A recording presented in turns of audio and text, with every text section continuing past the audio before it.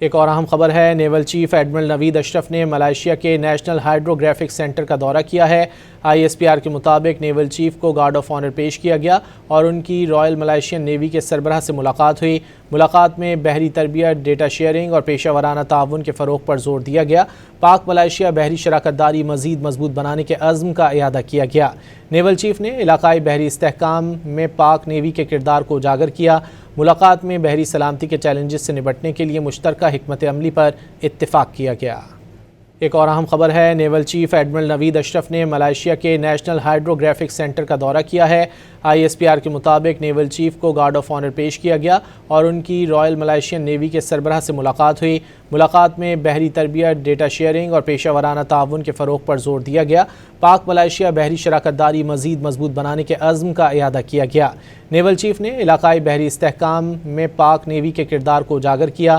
ملاقات میں بحری سلامتی کے چیلنجز سے نمٹنے کے لیے مشترکہ حکمت عملی پر اتفاق کیا گیا۔ ایک اور اہم خبر ہے، نیول چیف ایڈمرل نوید اشرف نے ملائیشیا کے نیشنل ہائیڈروگرافک سینٹر کا دورہ کیا ہے۔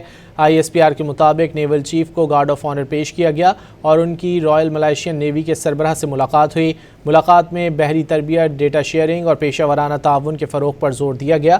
پاک ملائیشیا بحری شراکت داری مزید مضبوط بنانے کے عزم کا اعادہ کیا گیا۔ نیول چیف نے علاقائی بحری استحکام میں پاک نیوی کے کردار کو اجاگر کیا۔ ملاقات میں بحری سلامتی کے چیلنجز سے نمٹنے کے لیے مشترکہ حکمت عملی پر اتفاق کیا گیا۔ ایک اور اہم خبر ہے، نیول چیف ایڈمرل نوید اشرف نے ملائیشیا کے نیشنل ہائیڈروگرافک سینٹر کا دورہ کیا ہے۔